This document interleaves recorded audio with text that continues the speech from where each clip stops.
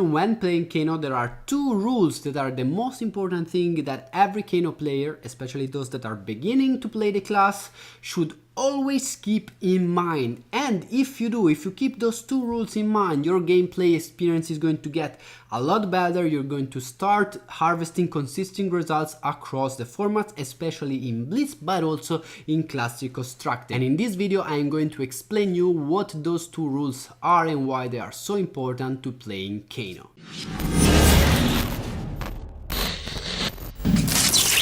What's up everyone, welcome back on the channel, and today we are finally talking about my favorite class, how to play the wizard. And of course we start with Kano. If you want to play this hero or understand the basic concepts behind the class, this is the right place to be. I am going to tell you all the basics about Kano, and in case you are already an experienced Kano player, maybe you are going to find some useful point of views about how to play the class. In case you don't, in case you watch the whole video and you say, I knew this already, I knew already everything, please let me know down in the comments below what do you think about this and what kind of content you would like to see for experienced Kano player to help you to improve your gameplay. Kano was the first wizard published in Flesh and Blood, the Drakai of Aether, one of the most powerful wizards in all of Rave. A few weeks ago, in fact, a new wizard came out, Lislander, just for Blitz, the Ice Wizard, but we're going to talk about that in another video. Today we focused on Kano, and what's so special about him is his special hero ability as well as his low life count. As you may see, his hero ability, which can be played as an insta, says that by paying 3 you may look at the first card of your deck, and if it is a non-attack action you may banish it and you can play that card until the end of turn as if it were an instant. And that is huge because it allows you to play all the wizard cards that are non-attack action that do not have go again at instant speeds, creating the potential for insane combos and massive damage output. Of course, such power comes with a price, and the wizard will start the game with only 15 lives in Bleach and 30 lives in Classic Constructed. It's a lot less life than the other players, and of course, if this weren't the case, the hero would be way overpowered and probably the best one in the game. Now, before getting to the rules on how to play the hero, let's take a look at a standard Kano equipment. As you may expect for a wizard, you will always see Kano come into the battlefield with his staff, the Crucible of Aetherwave. This two-handed weapon is essential for Kano to channel the energy of Aether, and it allows you to pay 1 resource to give +1 to the next source of arcane damage you are going to use. Once per turn, you will be able to push 1 extra damage on your attacks, and that can be very relevant in many occasions.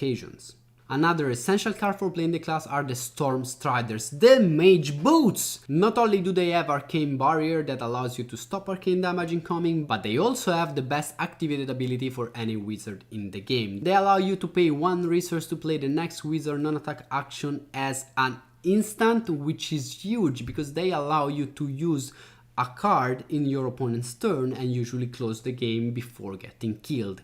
And that is what Kano is about, letting the other one think they won and then stealing the victory by burning them to the ground. The next very important wizard equipment are the Metacarpus Node. Those gauntlets allow you to do something similar to the Crucible of Aetherwaves. They allow you to pay 1 resource to give +1 to the next card that is dealing arcane damage, but you can do it multiple times in the same turn, just that at the end of the turn where you use it, they will be destroyed. This is very important to push damage through in critical turns and actually amplify a lot the damage output that Kano can do in a single turn. Then on the chest we have the Fyandal Spring Tunic, an essential card for playing Kano because it allows you not only to block 1 but also to get that extra 1 resource that will allow you to activate the Storm Striders for free or to play any other card in a very efficient way. You really want to run the Tunic, and I don't think there is a better card for the wizard up to now that you want to have on your chest. At last, for the head, we have 3 main options. One is the Arknight Skull Cap that provides you with extra defense, which is very relevant in a deck that has so few life. Then you have the Talismanic Lens that will allow you to opt to upon breaking,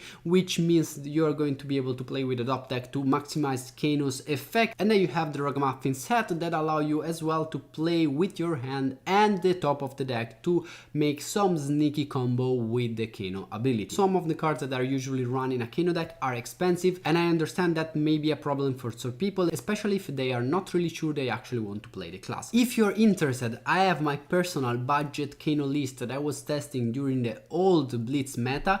I could update it and make a video about it. Just let me know down in the comment if you're interested. The list is thought such in a way that you can start playing the class spending about 30 euros or $30 depending where you are, and that should work quite well. Of course, it's gonna be harder to play, but then after you decide to commit to the class, you will be able to upgrade it, and of course your gameplay is gonna be easier and easier, and you're going to get better and better results. So I think it's really worth trying. Let me know if you want to know more about it. Now finally we come to the 2 rules that every Kano player should know. Remember that these 2 rules are of course always subject to exceptions based on the gameplay, the hero you're playing against, and the specific case and scenarios. But in case you don't know what to do in a specific turn, you should always stick to them. The first rule is never to use Kano's ability in your opponent's turn unless it's the turn you win. Kano usually wins in the opponent's turn before getting killed, and that's when you wanna use your ability in your opponent's turn. If you do it during the game, you will face a turn on your turn where you have less card, and this will give your opponent more card to put more pressure on you, and you risk to fall into a spiral where you can never get out. So remember, play the game as usual. It's a usual flesh and blood game. You play your cards in your turn, you forget about Kano's ability in your opponent's turn, you try to push damage until, especially in Blitz, you get to the 3rd counter on the tunic, and in that turn you push a lot of damage, as much as you can in your turn, and then in his turn he will have less card or less life, and then that is the turn where you can activate Kano in your opponent's turn to actually kill him. Don't, and I repeat, don't do it before, because you'll find yourself in a difficult spot. And this leads us to the second rule for playing Kano. Don't ever, and I say ever, never, ever break the Storm Striders unless it's the turn you win. I'm gonna repeat that.